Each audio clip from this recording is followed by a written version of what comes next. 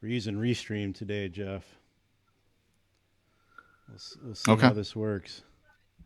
It says Facebook's online, YouTube's coming up.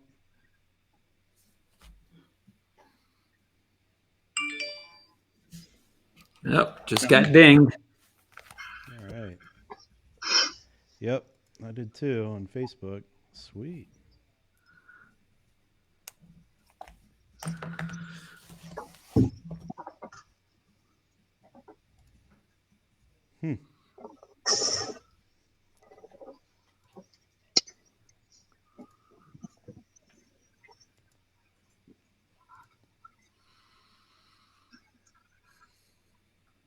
Everyone's getting really quiet now. Why? They can hear us. They can't see us. I see Drew and Vincent there already.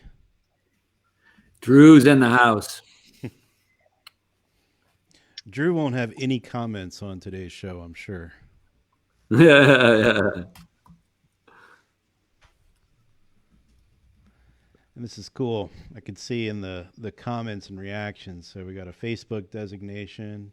If anyone were to come in from the YouTube side, I assume we would have it would show in this software that it's from YouTube. I'm really liking this, Jeff. Yeah. Yeah. I'm going to have to ask for the recording after this, just in case I need to go into the president's office and ask for a raise or ask for my job back. It depends on how it goes.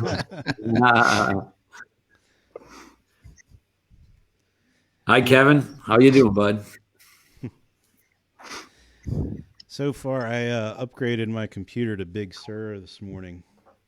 And that's always a mistake on a Refresh Friday. I wasn't thinking that through when I did it. You did what? I upgraded to the new Apple Mac OS. Gotcha. Way to go. Yeah. But the only thing that seems to be funky is my camera. Anytime we transition, it goes out of focus. So knock on wood. That's okay. Nobody needs to see me. I'll agree with that. I do control how you look, Joe. Uh-oh. So there's this little hue setting. We can turn you pink, or I can turn you green. Oh no! Like a Joe Smash moment. Green. All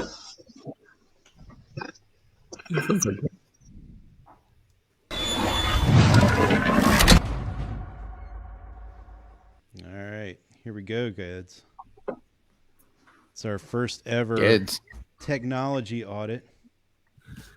Well, Joe's here. I figured I'd use the kids word. Hey. Gotcha. Yeah. Always picking on Uncle Joe. Yep, that's for sure. And here, we can all see John over here. I'll move your website over, John.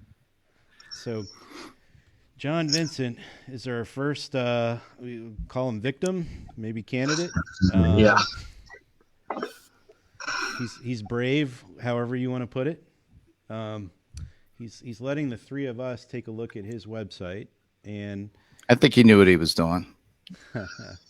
Tried my best, put my best foot forward, but I feel like my baby might get called ugly, so I'm just preparing myself for that too. Well, let's just say at the end of this, John's either getting a raise or he's getting fired.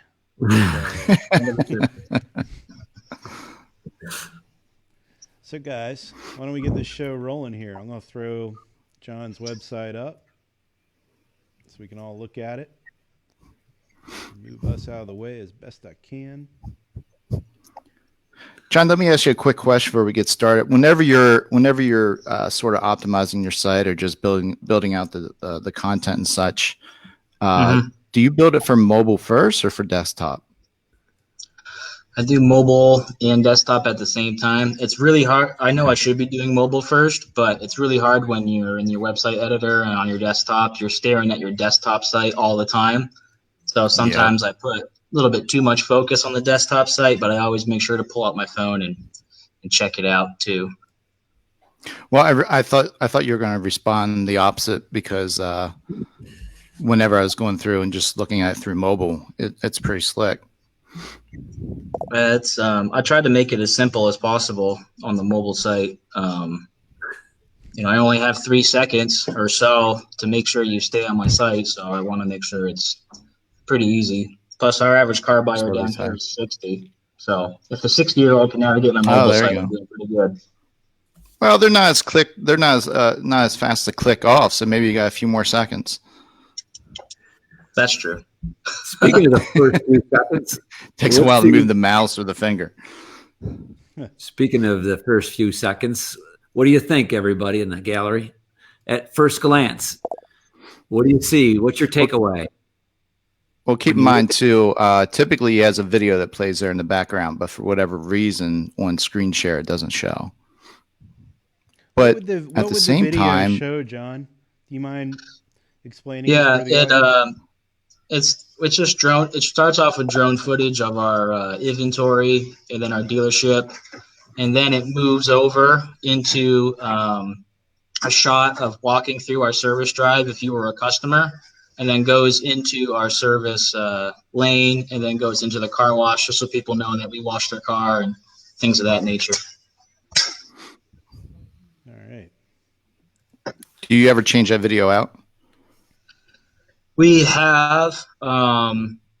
We haven't had much change. We expanded our service department a little over a year ago, and that's when we changed the video out. But I think I've only had the video background for maybe 2 years. So Okay.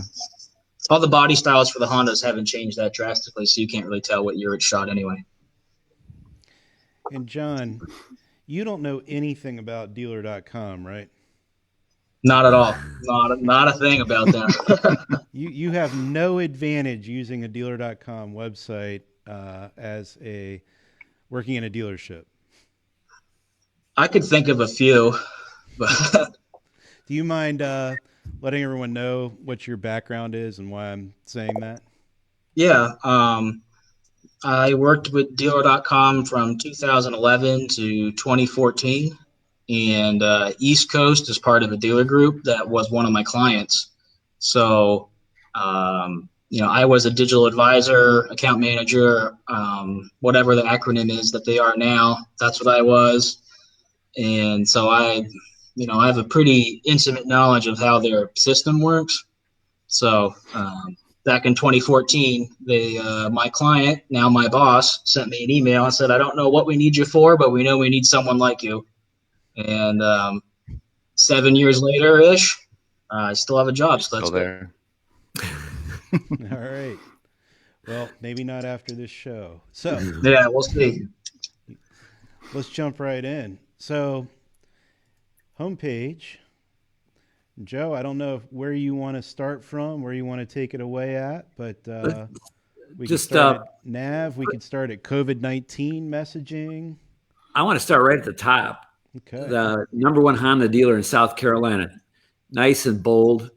You've got the awards icons underneath it. That's a great quality signal that I'm in the right place. Love that. I wished that the icons clicked off to the awards page, but that's okay. No big deal. The menu, I love the menu. It's really well worked. The new car inventory, shop by model, looks strong, easy to navigate.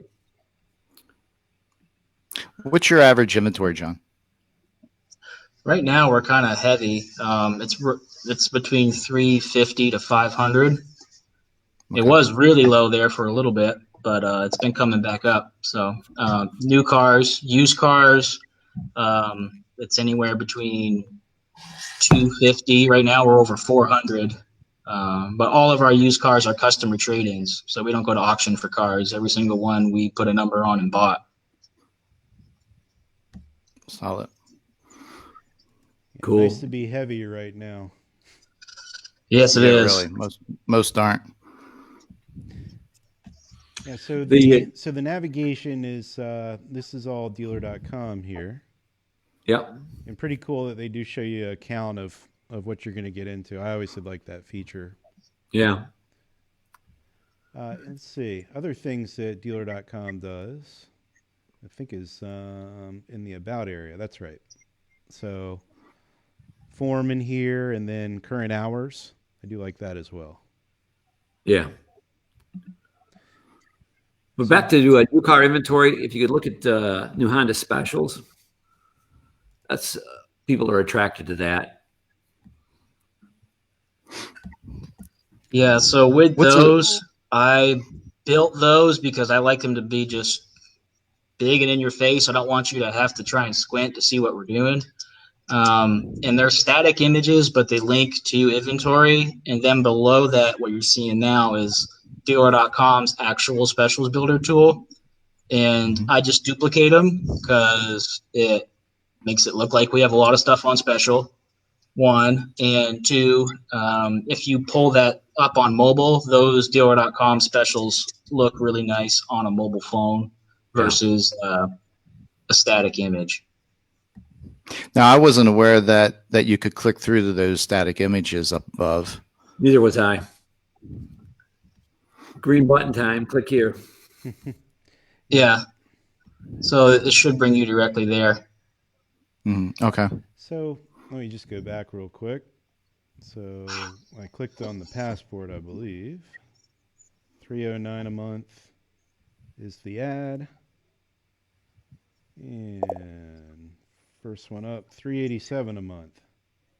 Yeah. Hey, it's lower. Great. That's why it's a special. You got to call in and ask for the special. And you're looking at a touring. That's always a challenge, when you're using the OEM incentive, which of course is typically for most OEMs, that's what you have to advertise. It's the only thing you can advertise, Sorry. But then if you have a program that allows you to actually break it down to the dollar, of course you're going to have, inventory that's higher, lower, et cetera. But I don't know if it really hurts that consistent message or not, but it seems to. I'd like to say, John, and Alex, could you switch the default or the SRP from price low to high? It falls right into place.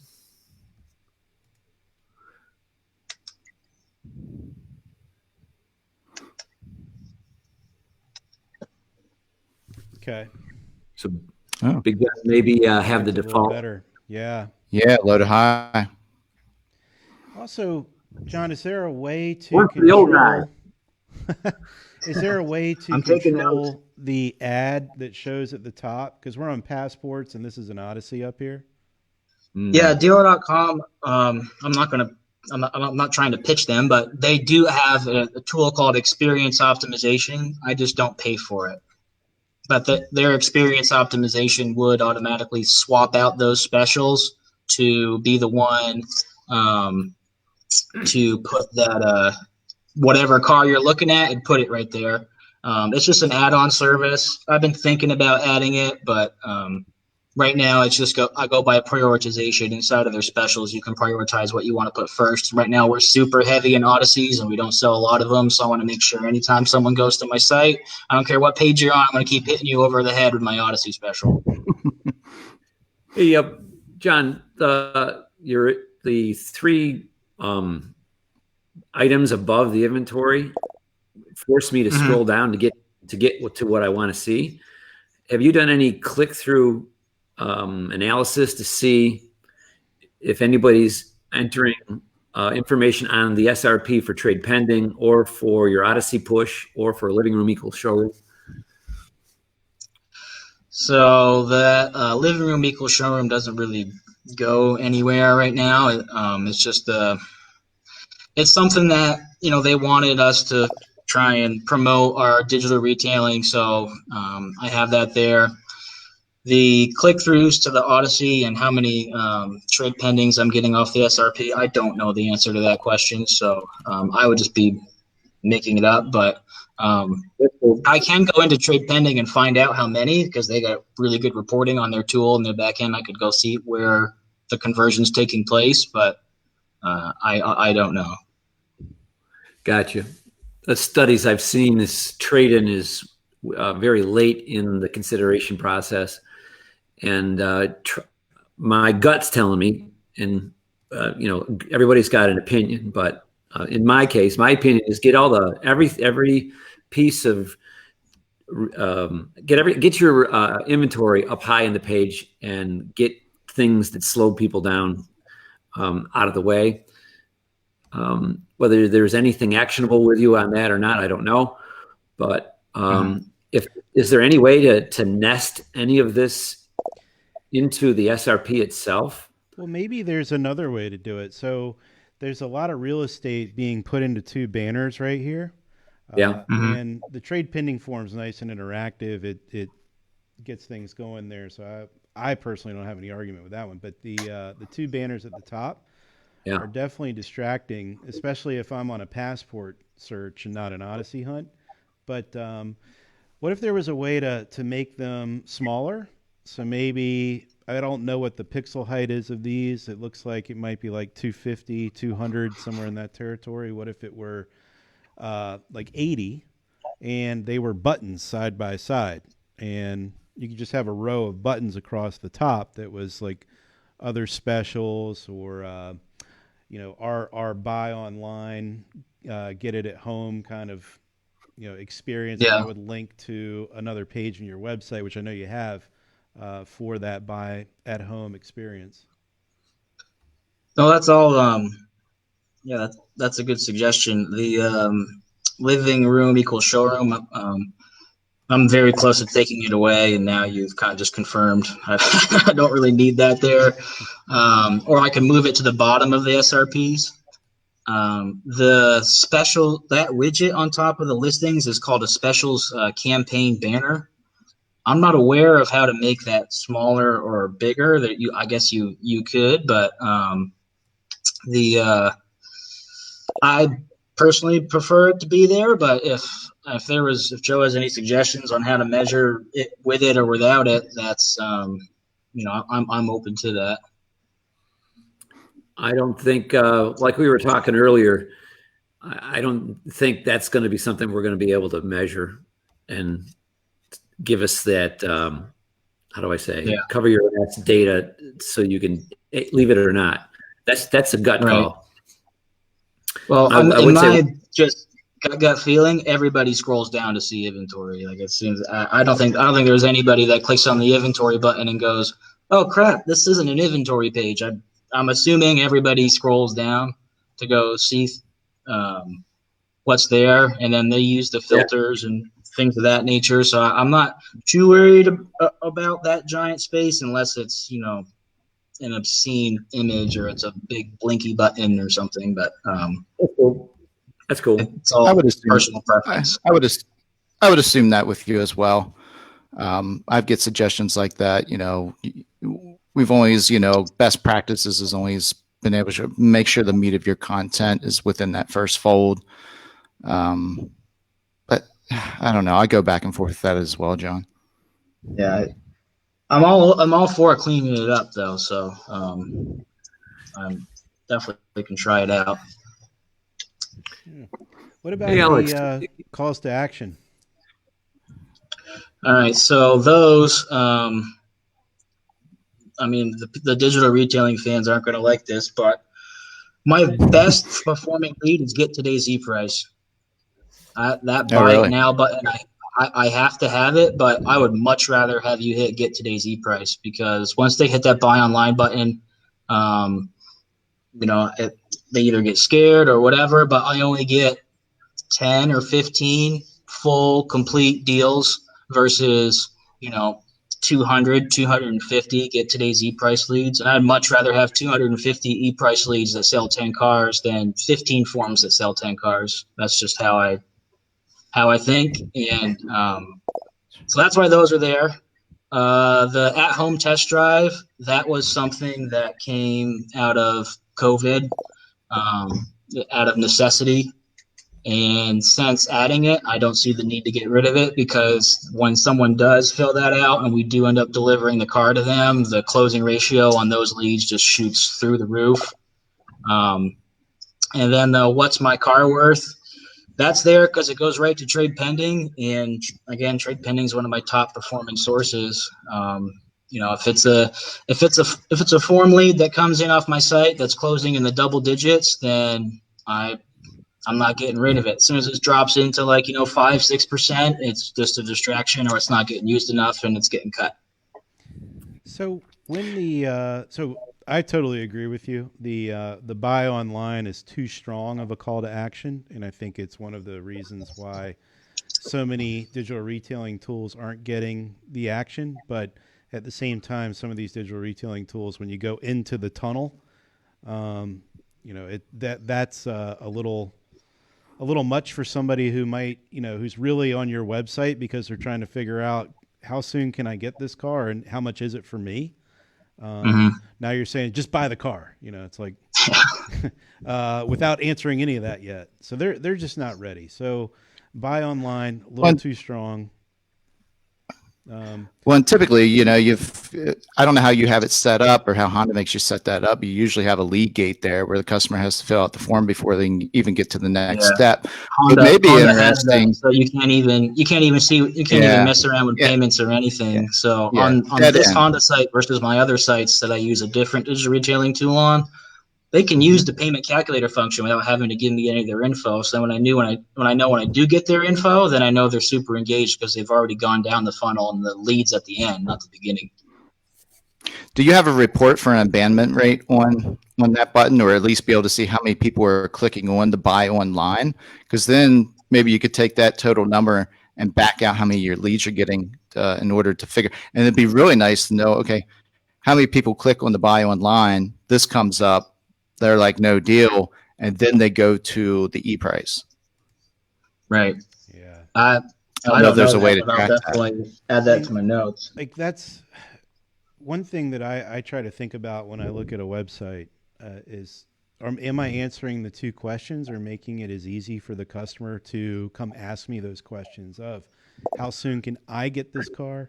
And again, how much is it for me? And the how much is it for me is an interesting one because I've always felt like the e-price button was just telling the customer, come negotiate with us. These aren't our real prices, and sort of sets things up for just giving gross away.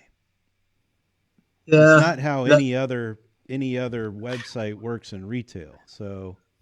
I think it depends on how you handle that. I can agree with you there, but if you look at what I have, it says don't pay MSRP.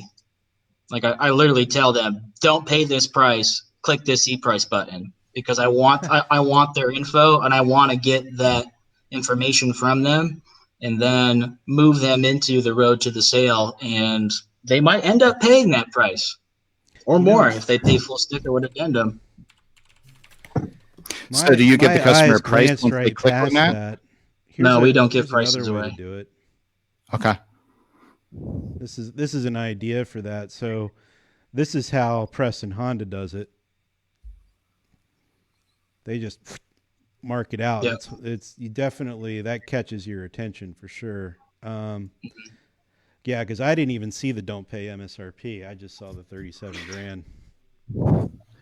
Well, I think it's because, what John's stating earlier, you've got a process built around this. Of course you like to gross on your vehicles. So getting that e-price, you're saying that once you do get that lead into the CRM, you're not actually giving that customer a price, but you have a strong enough process that you're able to get that customer, to respond. You're building some type of relationship. And now you can get them into the dealership. I want to say that's a unique way of doing it. But if you've got a strong enough process behind that call to action and it works for you, I guess the question would be, what's your closing ratio on those particular leads, actual, lead to show and show to close? On a new car e-price lead, I'm closing at 20%. Damn. So, okay. Well, see, there you go. You have a process at the dealership built around that particular call to action. Yeah, it's just training the guys, letting them know just because the customer asks for a price, that's the only question they know how to ask. Right. That's the first question they're always going to ask is price. That doesn't mean they want the best price. That's just the first question they've been trained to ask you. It's their door opener. Yeah. True, Yep. true. Yeah, and it's because they have a lot of other questions that are complex and nuanced, and they got to start somewhere. That's cool. But yet, if you put a contact us call to action on there, your leads will drop. Yeah. Correct. Not strong enough. Yeah.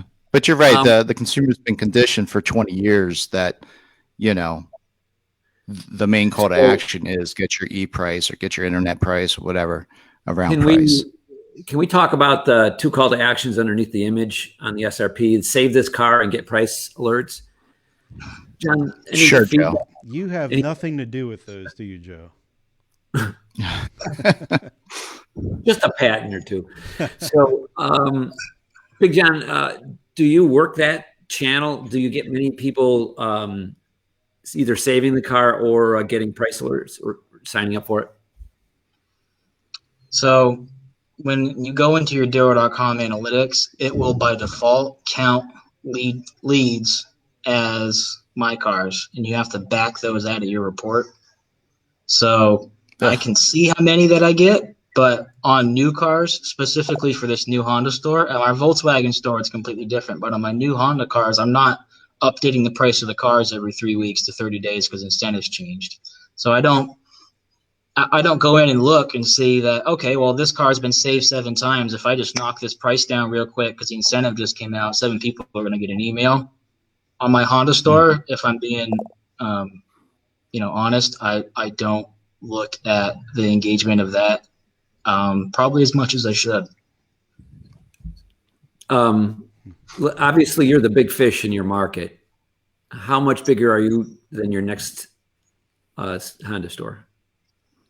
Inventory wise, there are some stores that might have more than us at a given time. Really? Yeah. So there's some up in Greenville, South Carolina that'll carry 500 cars, but we're right there at the top. But I just, I'm not trying to get you to go back to my homepage, but I'm really proud of it because I like to just show the customer like, hey, we're number one in the States since 2016, but I'm also like, I made up we're the highest car rated dealership in Myrtle Beach, but it sounds good to me, and I have over 2,000 5-star reviews. So I want you to see that immediately. So just depends on who you ask. Just for the record, photos, by the way, with the holding up the sign, that's great. That's strong, and he's done a really good job of telling his why buy message all over the site. It's everywhere. It's one of the best examples. Speaking of that car on a truck, for the record, if you Google Carvana in your market, which is Myrtle Beach, they have 3.3 stars on Google. So you are crushing it. I have a page on my site that tells everybody why we're better than Carvana and CarMax too. But oh wow, we just really don't like to. We're not a fan of them. Let's put it that way. We're the someone has asked the question. We're the number one Honda dealer volume. Sorry, it doesn't say number one volume Honda dealer, but we're just the number one Honda dealer volume wise and rating wise, and all the other number one intangibles. According to my grandma, you're the number one Honda dealer, and we're the best in the country. Damn it, because I said so. It's all right. I want to say to the audience, I'm actually just hung up on Joe's grandma for a minute here. What do you got? Never mind. Go ahead, Joe. Okay, Alex.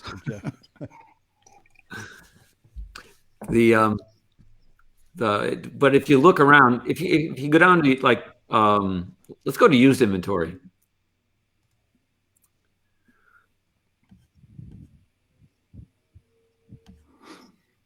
By the way, you got a shout out from Rick Buffkin about your glory photo. What do you mean? Your first photo, your thumbnails. Oh, he likes them. Oh, thank you. Now it looks like you're using the. Sorry, Joe. It looks like John, you're using the service that does sort of like an overlay or a background. Yeah, HomeNet offers that, and we negotiated with HomeNet, so we pay one price for all 4 of our stores, so it's a little bit more management, but I get that for a steal of a deal. I think I pay $100 a month, and they background the first 3 photos of every car I have. Yeah, they're going to hate you for just mentioning that.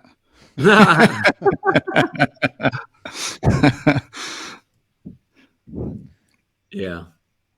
Sorry, I'm going into photo territory here. Direct me. Yeah, that makes my eye go crazy. All the words on the second image, my mind blew up when I saw that. Where's the car? Yeah, it's right there. Yeah, it's to the left and to the right of you. Yeah. What would you suggest, Joe? Maybe placing that a little bit deeper into the in line. Yeah, I love the idea of having the Dan Sawyer calling HomeNet now. Oh, that's awesome. Get them to fix this image. It's a little pixelated. I don't know. So the why buy message works well if somebody's deep in the experience, because they this is the one, and to have it up front too early is like a little. It gets in the way of me looking at the car. That's all. I got you. Dan, we're not sophisticated enough to do the mobile display right now. And correct me if I'm wrong, but I believe dealer.com is seamless, so you can't just shrink the window down right here and get close to it. Yeah, I personally, and this is just my personal preference, I love that about it, because then I can actually build my mobile site the way I want it, versus my desktop and mobile site pretty much have to have the same order of every single widget. I like being able to go in and just rearrange the widgets on each platform as I want them, add or remove them. I get that. Yeah, I come from the other school, but actually with responsive websites, just to make it clear, you can set different widgets the same way that dealer.com does it seamless. So there really isn't an advantage to either technology anymore. Cool. John, have you messed around with your call to actions? Just whether it's on the used car or new car, have you changed the verbiage around those lately, or knowing you, I'm sure you have just in the past, and you're sticking with what works. Yeah, it's more towards the latter. I did used to have something on that was like get pre-qualified, and that would never really do much. Yeah. I mean, the financing button, get financing here, and get pre-qualified. I had those on there, but I got rid of it. I think it's asking for too much up front. I like the ease of access of. The at-home test drive is just it's the e-price button reworded as at-home test drive. It's the same exact thing, Does that come into the CRM differently, so that the customer clicked on home test drive versus? Yes. Okay. So that video at the bottom is the why buy message, and I wish all dealers would come back to East Coast Honda and take a lesson out of the page that John and company have done. It's brilliant. It's at the bottom of the VDP where it belongs. I'm a shopper. I love this car, and I'm looking for some reason to buy it or not to go to this dealer, to go or not to go. Just brilliant. Which one are you talking about? So you want to go to the details page? Yeah, I know which one you're talking about. Yeah, right there. Yeah, sorry, that looks like it was shot through a potato, but it works. So you put the why buy message throughout the experience, and it's just brilliant. And I wish more of us in our industry did that. Alex, could you go shopping for a used SUV with third row under $400 a month? While he's doing that, John, I have a question for you. I see you've got the trade pending, and you've got that over into a small table on the right-hand side, actually on the VDP. Do you have any reports around how well that works? I like that idea. I don't know if your reports. I could go in there and go pull it, but the guys at Trade Pending are going to kill me. But I don't go into their back end tool as much as I should. All I know is that they can report out on each individual widget, where it is, where it gets used, desktop, mobile, what have you. But yeah, I don't have reporting on that. I just know it's one of my top performing lead sources. So I figured I'd just plaster it everywhere. And your process at the dealer. I've seen people have too, is that shop by body style button. I wish you could just click on it and have it go somewhere, but you have to check it off and then hit search. That's something I wish I could change. What were the other instructions, Joe? I think I finally found the. Yeah, under $400 a month, in third row. Third row. And then $400 a month. Yeah. Hold on. Render. There we go. Cool. I hate these sliders. You can type in it. Yeah, I know. But I'm running a stream right now. It's not so easy. You're a minute 30 seconds into this, just for the record. I started up here, and that didn't go anywhere. And then I saw that. I did struggle with this because I was thinking I'd click that, and it would just take me into SUVs. But I got to click that and then go one more time. That's interesting. Yeah. So you've got the sort by price, or you can just. How would you guys default sort this used car page? That's something I've always just wondered. What do you do? Do you put your Hondas up there first, or do you what would you recommend? Like lowest to highest, make, model? Is there anything reported on that? So I'll offer a philosophy. Geez, I can't speak. So, which isn't going to help you with this answer. So, there are two kinds of people shopping for cars: those who know exactly what they want, and those who are searching for an idea. So, to Joe's point, this shopping experience he asked me to do was, I want an SUV, and I want it in a particular budget range. I want a certain feature, and it's exactly how my wife shops. Give me an SUV with a third row because we've got kids, and she has to have a moonroof, and then she gets her budget from me. So then she goes out shopping and comes back, and it's like, okay, there's Volkswagens, there's Fords, there's all kinds of stuff. And then there's car guys like you and me who say, I want a Honda Pilot. And, my budget will flex if, based on quality. So how do you do something for both types of buyers? That's a more difficult conversation. It's all about the search experience. If you just allow them to dial it in, and that's what I see here. It's that left bar. Oh, by the way, Lisanne says aged first. I would do whatever the shopper wants first, not age. So in a beautiful, there you go, Chad. I'm with you on that one. Low to high. In used cars, got another one from Chris Leslie. So there you go. There you go. Biggest discount. Some good ideas. Low to high. I would like to throw something out your way, John. I'm trying to do a study right now I'm looking at leads sent versus the car they bought. And how often is it 1-to-1, and how often is it that the VIN on the lead they sent is not the car they bought?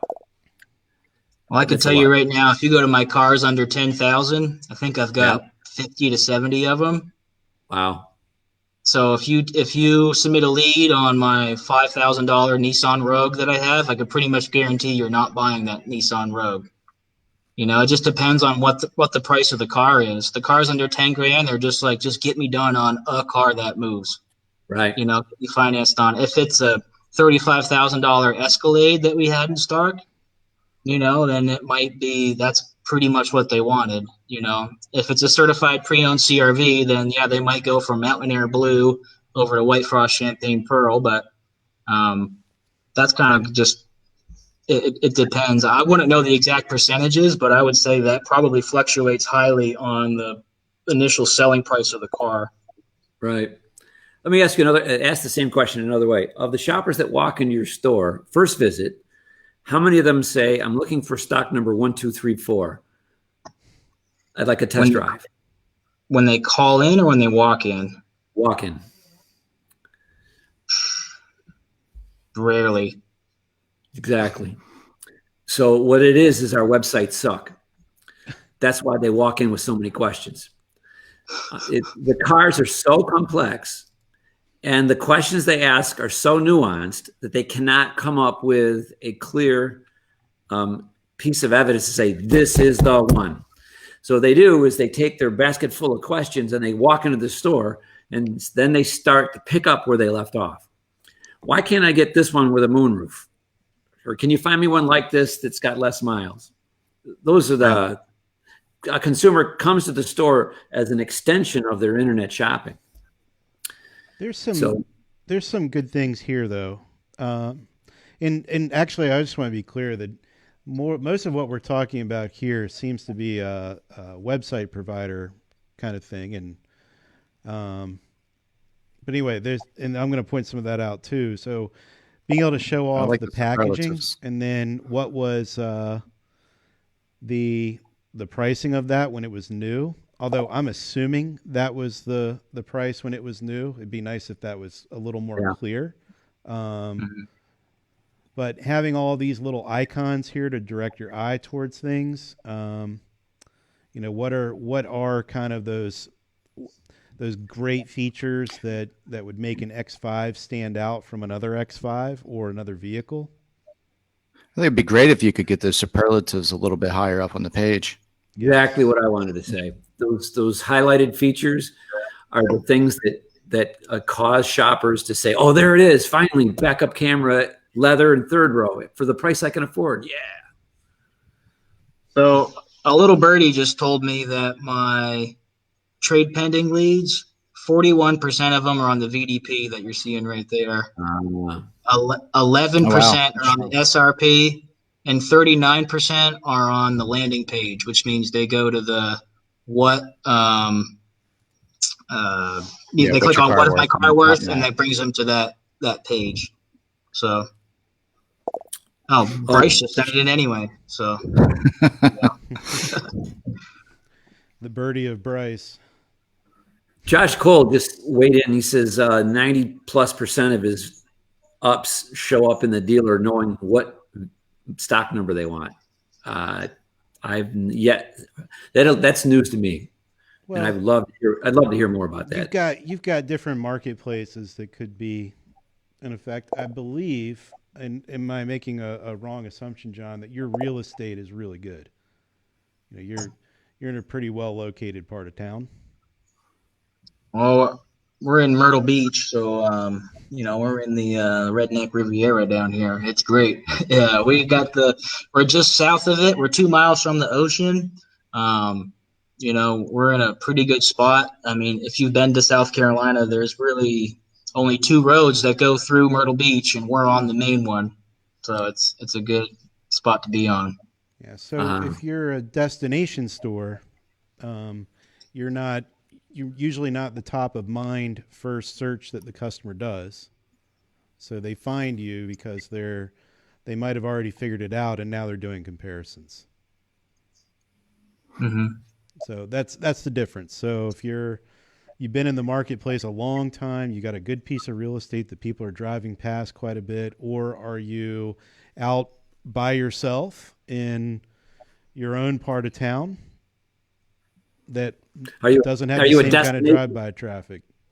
Are you a destination store or a drive-by? No, you'd have to come. You'd. Well, it depends. You'd have to come. You have to come to us. If you're in Myrtle Beach, we're another 10 miles south of that. But we've got. What's We your try and what's the advertise top that we're of the mind largest. awareness for your brand, John? Yeah, people know us. We've been here for over 20 years, 25 years. We like to say that our used cars are our best kept secret, but we're trying to advertise that the most, more and more. But we have, 400 used cars in stock right now. So people find us, and we're blessed in the fact that we're the only Honda store within 60 miles, 75 miles. So people cross shop us every now and again. I mean, well, they probably cross shop us every single time, but at the end of the day, they have to, they're going to come to us. That's our customer to lose, not our customer to win, I guess, if that makes sense. Yeah, that makes sense. That the way I'm reading your website experience, that's why I asked if you're the big fish and how much bigger you are to your nearest competitor. And it sounds like you're the other big fish is many, many, many miles away. Correct. So Honda wise. when you're the big fish, you do everything differently because you have such great selection, and that great selection is magic to a shopper. They can have a very productive visit, so that's pretty cool. So yeah. Well, where should we go next? Well, also, something that we don't mention is it also has an effect on your closing ratios. Whether it's internet or phone. Definitely. If you're a small store, you absolutely got to fight to drag that guy in or gal and get them in to see units that match their search criteria. But if you're a big dog, you got 22 in 7 colors or 57 in 7 colors. It's not a fair fight. So when you're small, you just have to work harder for the sale. Yeah. Well, and by the way, I just want to point out one more time before we move on to the next section of John's website there's a lot more good than bad going on here. So I hope that nobody's listening and thinking that we're just like pounding the hell out of this, because we're really picking on little nitpicky things here. I got one that bothers the hell out of me. Here we go. Alex, the resolution on your screen is smaller than mine. Could you increase the resolution to have the column fill up 3/4 or more of the browser? That's part of the software we're using to stream this, Joe, and that's also why I am not pulling up the mobile version of this site, Dan Sayer. Got it. So the call to actions with the question, the chat call to actions and the text us. Is that selling you cars, John? Yes. Sure is a pain in the ass to wrestle. As I'm looking through the cars, I'm always having to adjust it so that the blocks aren't blocking the products. But it's working for you. Yeah. Just get a larger monitor, Joe. Yeah, I mean, you can close it, but honestly, I've tested with, hey, I only want you to show the chat tool once and then just disappear, like that pop-up window, but I prefer I want it to keep hitting you over the head until you force close it, So I know it might not be the best user experience, but at the end of the day, I'm using my site to get leads. I know it's my 24/7 showroom, but I want you to come to my site and convert to give me a chance to earn your business because you're contacting me. I don't want you to get on my site like, this is the best site ever. I didn't have to submit any of my information. I'm sure I'm wrong in thinking that way, but that's the way I approach it is, hopefully you came to my homepage, saw all our happy customers and all our Google reviews. You're on a VDP, you saw our Google reviews, and I earned your trust enough for you to finally give me your information. But if not, my chat tool is going to keep bugging the heck out of you. and they're not going to answer any questions. You're a very lead.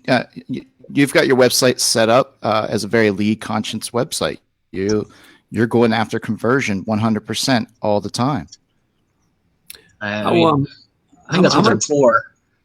Personally. Yeah, there you go. So I never go to any website saying I can't wait to send in a lead so I can figure out what to pay for this. You must be one of those 97%ers, Joe. Yeah. So Big John, so how much of your sales connect to a lead? All leads. Do you know? I mean, I'm sorry, it's an off the cuff question. How many leads did we sell last month?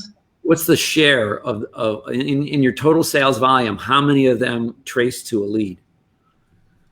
About 30% to 40%. We sold 112 cars off the internet last month, and we sold 367 total. Jesus!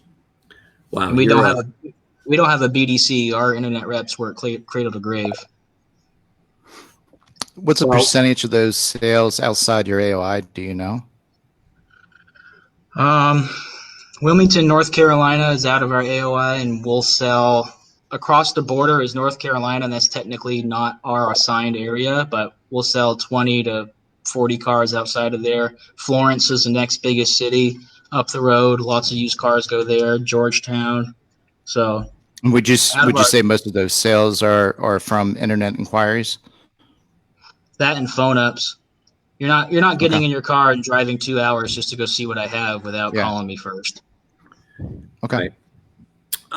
Just as a share, like when you're the big fish, everything goes your way. The 30+% closing ratio. I love that ultra surface, by the way.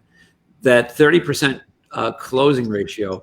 Well, it's not 50% closing. It's 30% of our business. But yeah, I wish it was 30%. My bad. Right. 30% of your business connects to a lead. Dealer.com did a study of 660,000 sales, and the ratio of sales that were created from leads was 7.5%. So you're 3x, dude. No, you have something special going on there, bro. You have some secret sauce going on. There's nobody that I know of. Josh Cole, speak up. I know of nobody whose ratio of sales generated from leads is in the 30 to 40% range. That's just my take. I thought we were mediocre, but yeah, that's typically what we are, Joe. But it's typically what we are here at this dealership. But again, different scenario. Being a high-end dealership is going to be a little bit different. The scenario that is sort of the same is, as John's pointed out, he's a Honda dealership that has what you said, a good hour or so before you get to the next Honda dealership. And I fall into that situation as well. What's a little bit different is once you get past that hour, especially if you're heading east, then you're going to run into 10, 12 dealerships of the same OEM. So, but typically we're, 30% of our sales do come from internet leads. And that's not counting phone. Yeah, no, that's not counting the phone either. From an internet source. I just wanted to say, we started out our conversation, and this was supposed to be a website audit, and I thought we were going to find things to talk about for you. What I'm seeing here is a demonstration of excellence. It's what you're doing is you're twisting every knob. You're making everything possibly available to achieve the business goals that you're aimed after. He found one of my ugly pages. Yeah, that one's old. That's okay. I love so there's a couple of things you're doing on the service side that I love. Nope. Sorry, I don't want to give you my location. God, I hate how websites do that. Yeah. So I love this idea though. Here's $20 services. That's great. There's a couple of little nuggets in here that are pretty cool. I also like the upselling disinfectant for $30. That's a good move too. Yeah, if you go to our service appointment page, like that's the service index page for dealer.com for anybody that's on dealer.com, and just build a custom form. So instead of having to use X time or whatever, that form comes with your site, and just build a custom one. And our 60 to 70-year-old blue hair customers, they love that thing. They use it. They use it all the time. It's simple to use. They don't have to go punch their phone number in, look up their account, and do all this other stuff. It's straightforward. Yeah. It's right You there. do your own mobile Right, as and- well. Like what do they know? Like when you send somebody into one of these service schedulers and there's all these op codes and things like, there's like 4 levels of oil changes. What the hell one should I touch? What should I click? I don't know. Well, Yeah, no, and this you're calling is- you're going to call to confirm the customer's appointment anyways, and that at that time is Right. typically when you're going to truly set the appointment. You're going to upsell on the phone if you can, etc. Yeah, and they have to go pick. They have to scroll through some upsells already. Like they have to pick.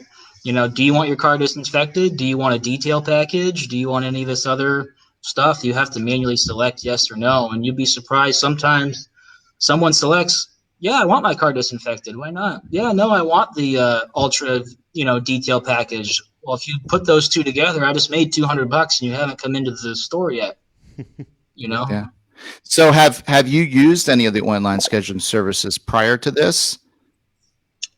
We have the Y Advisor at our Chrysler store, and we just installed X Time at our Volkswagen store. I have another Honda store that also uses X Time, but this store out of our group obviously is the heavy hitter in the group, and we don't see us moving away to X Time anytime soon. That's interesting. Yeah. That's In the last good few minutes, information. I'm sorry. In the last few minutes, if anybody in the audience has any questions that you'd like to air out. So Rick Buffkin has been asking quite a few around your conversion rates. It's up to you if you want to share that or not, obviously. But first one is lead conversion on the site. Well, do you want me to give you the percentage of every single possible lead the customer could have done, as in like chat, trade pending, and e-price, or just individual? Because if you add those all up, it's about 3%, 3.5%. And that's not including phone calls. I'm not smart enough to figure out how to get dynamic number insertion to talk to Google Analytics. So I don't know what the conversion is on that, but if I added them all up and removed it, it's about 3.5%. Rick Buffkin is a bit of a GA genius. That might be worth catching up with him outside of the show later. Yeah. Yeah, well, we'll get something started over in the forums. Of course, we always publish a recording of the video over there. Yeah. So if there's any additional questions, we can make sure they get asked over there. And John, of course, you're always on DealerRefresh, so you can jump in and respond. John, I'm glad I could contribute instead of being a lurker for the last 5 years. I just want to, as we're getting close to the 2:00 hour, there's 4 minutes left. Yeah, because we could do this for 2 hours. Easy. Yeah. Easy. So when you play this back for the boss, what's the verdict, everyone? Should John be fired or should he get a raise? He should get a raise. Thumbs up.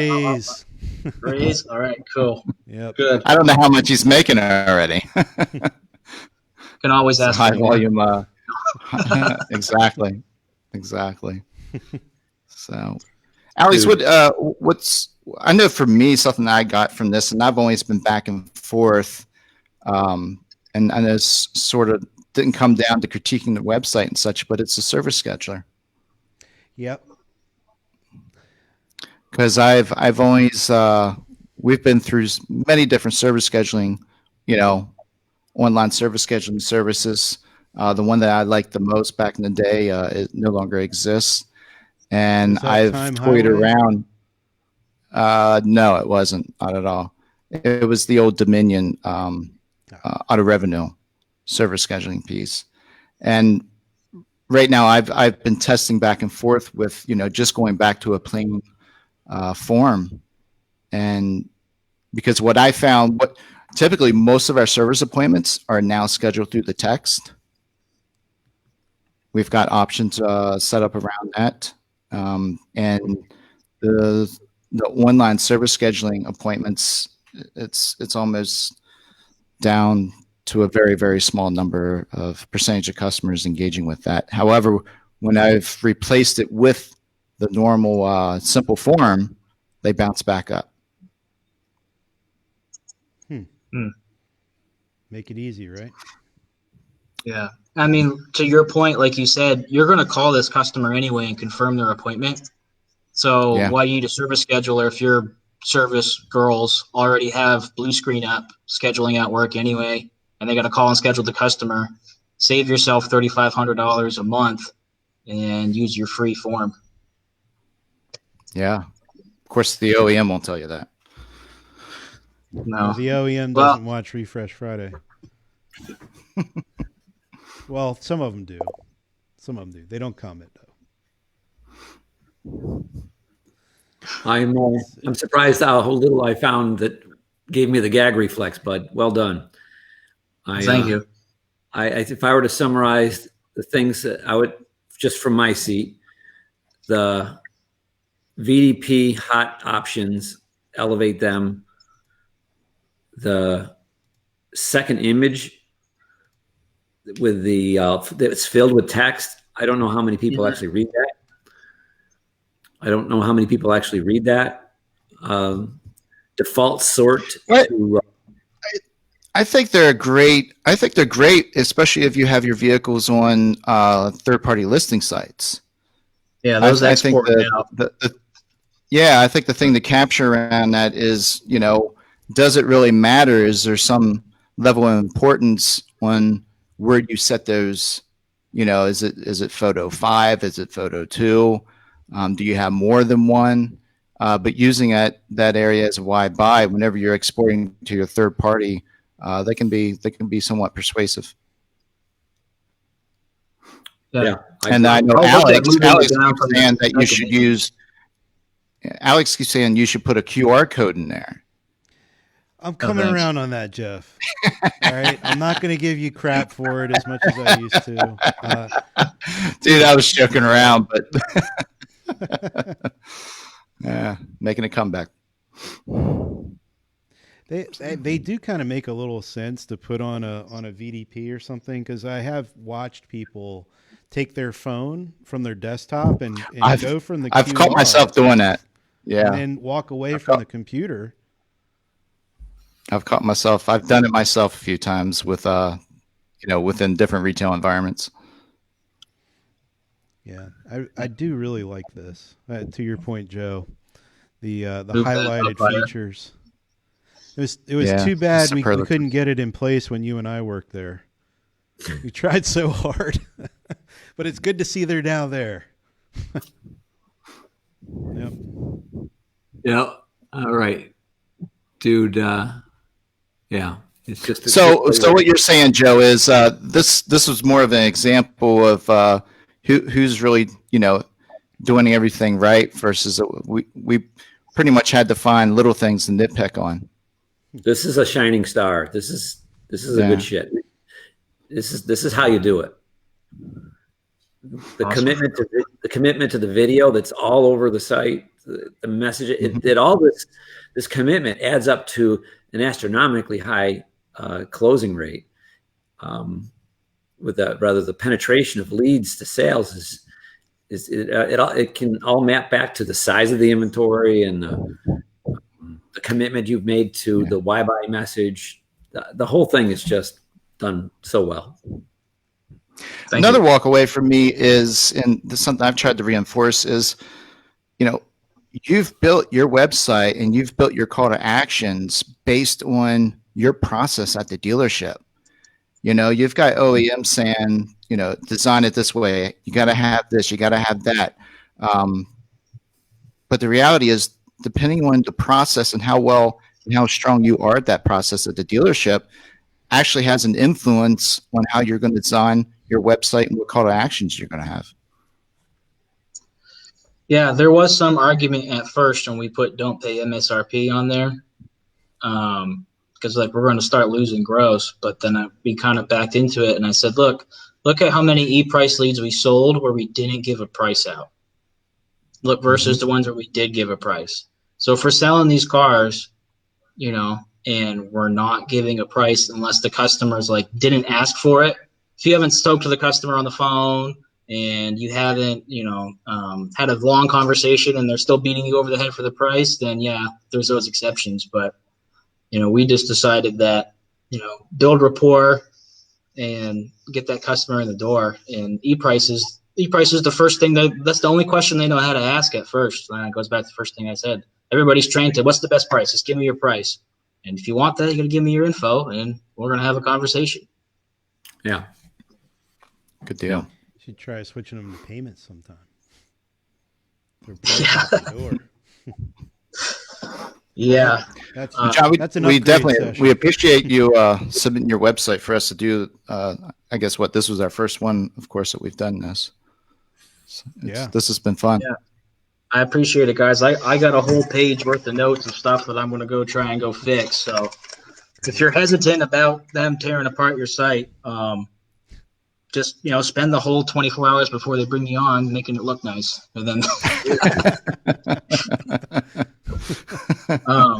no, but that was great. I really appreciate it, guys.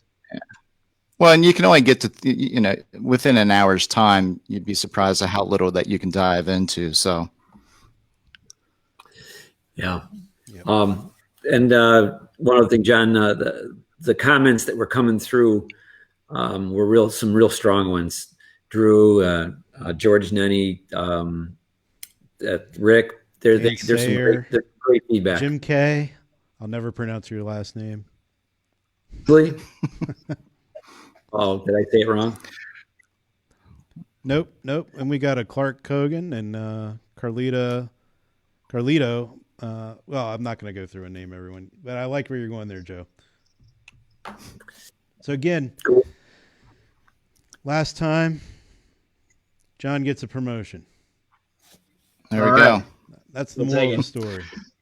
All right. Until All next right, week, everybody. All right. Thank you all. Good seeing you, Joe. See you guys. Good luck surviving Friday the 13th. That's right.